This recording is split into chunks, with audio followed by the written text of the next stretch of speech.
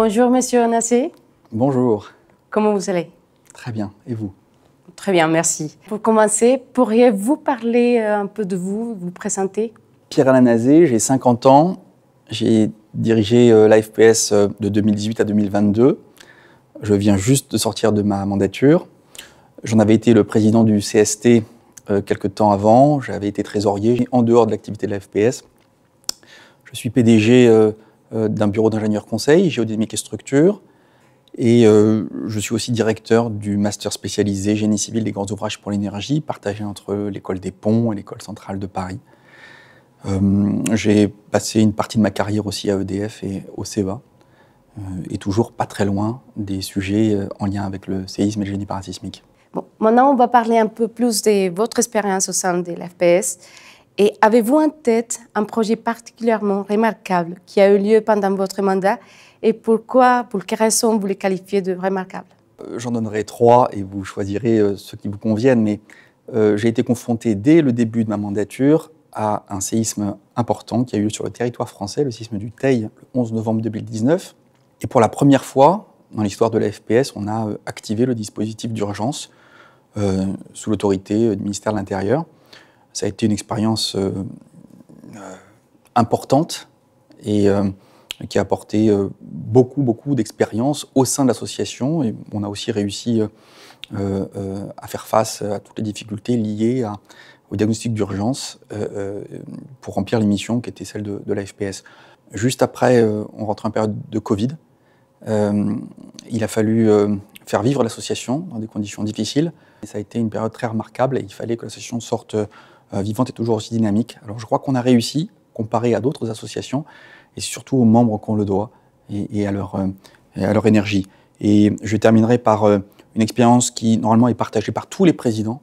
C'est le colloque de l'AFPS qui, compte tenu du calendrier, intervient toujours très tôt dans le début des mandats des présidents, moins d'1 an après leur élection. Donc on est souvent pris de court. Il faut faire face à ça. Moi, c'était à Strasbourg, la première fois qu'on délocalisait le colloque en dehors de la région parisienne. Ça a été un beau succès. Donc je souhaite la même chose pour le colloque qui vient aux Antilles, à Didier-Combescure. Voilà. Maintenant, en vous laissant choisir un pays dans lequel vous êtes intervenu, quel a été votre ressenti sur la perception du risque sismique et du dimensionnement parasismique dans ces pays? On revient d'une mission organisée par l'AFPS en Turquie, suite au séisme du 6 février 2023. On peut retenir qu'ils ont une excellente réglementation, une bonne connaissance en génie parasismique, ils ont de bons experts et on a pu constater assez facilement quelques défaillances dans la chaîne de contrôle de la construction parasismique qui expliquent en grande partie les dommages gigantesques observés sur une région qui a dû faire face à 2 séismes. On insistera peut-être plusieurs fois dans cette interview là-dessus, mais c'est la preuve flagrante que la réglementation ne suffit pas à elle seule pour protéger un pays. Il faut savoir l'appliquer. Et si on l'applique, en général, les pays sont bien protégés. Pouvez-vous citer une évolution majeure en génie parasismique que vous avez observée au cours de votre carrière? Vu mon âge, j'ai été un ingénieur de transition. On est passé de calculs manuels où l'ingénieur maîtrisait beaucoup et avait besoin de beaucoup de connaissances sur le plan théorique à des calculs numériques avec un risque énorme qui est celui de transformer l'activité de l'ingénieur en activité informatique. Que ce soit le numérique, la digitalisation, l'intelligence artificielle, on l'appelle comme on veut, c'est à la fois une opportunité mais un énorme risque qui est celui d'éloigner l'ingénieur de son vrai métier, qui est celui de concevoir, de comprendre, et pas de manipuler des outils, aussi performants soient-ils. Voilà. Donc j'invite à beaucoup de méfiance dans l'utilisation de tous ces outils, même s'ils sont incontournables aujourd'hui. Il ne faut pas s'éloigner de notre métier de base et connaître la mécanique. Bon, maintenant, on va s'en servir d'une photo, poser cette question. Que vous évoque cette photo? D'accord. Ça, c'était mon premier direct en tant que responsable d'une instance de l'AFPS. Je devais être président du CST à l'époque. Ce que je retiens de ça, c'est un énorme stress. En direct sur BFM TV, c'est très difficile. Vous parlez 1 minute, 2 minutes, et on insère à une vitesse vraiment remarquable, un sujet qui est celui de la reconstruction en Italie suite à un séisme dévastateur, entre le foot et la météo. Il faut comprendre qu'on passe d'un sujet à l'autre sans aucune transition. Donc vous vous installez sur le plateau, vous parlez 2 minutes et puis vous sortez. Personne ne vous écoute sur le plateau parce qu'on prépare le sujet d'après, quand on est en direct.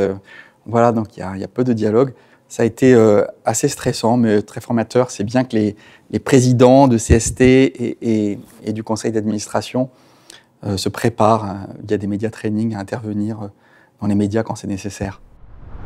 Toujours dans le cadre de votre expérience au sein de l'FPS, pouvez-vous nous raconter une anecdote ou un fait marquant de votre carrière ou votre expérience au sein de l'FPS? Moi, quand j'ai pris ma présidence, c'était juste à la suite d'un séisme, plusieurs séismes d'ailleurs, qui avaient touché une partie du monde, l'Indonésie, une île qui s'appelle Lombok, en juillet-août 2018. Et dans ces conditions-là, la mission s'organise sans le président quand on est dans une période de transition, comme c'était mon cas. Mais j'ai assumé le briefing sécurité avec tout ce que ça implique derrière en termes de responsabilité pour le président. 2 ans et demi après, j'étais invité à la soutenance d'une thèse d'une des ingénieures qui était partie en mission à Lombok et qui m'interviewe aujourd'hui. Sa soutenance s'est très bien passée. Et puis après, j'ai été convié à un pot et j'ai pu découvrir qu'il avait dans les bras une petite fille, parce que je ne la connaissais pas plus que ça. Mais l'âge de la petite fille m'a interpellé. Elle a 4 ans aujourd'hui. J'ai compris que cette personne était partie enceinte en mission post-sismique à Lombok. Et c'est interdit, bien sûr, ça ne se fait pas. Tout s'est bien passé, il n'y a pas eu de problème. Mais ça vous donne une petite idée de ce qui peut se passer quand on est président. Il y a beaucoup de choses qui nous échappent, mais il faut garder le contrôle. C'est pas facile, voilà. Merci pour cet exemple. Bon, mais c'était une belle mission à Lombok. Et c'était ma première mission d'ailleurs. Donc, si loin, effectivement, j'étais enceinte. On va passer à parler un peu plus de l'avenir. Pouvez-vous partager une idée d'axe d'amélioration des normes et pratiques de dimensionnement parasismique? D'abord, il faudrait que les maîtres d'ouvrage prennent conscience que les études, à commencer par les études de sol, puis les études de structure ne sont pas inutiles. Il y a malheureusement en France et aussi à l'étranger parfois l'idée que les études sont un mal nécessaire.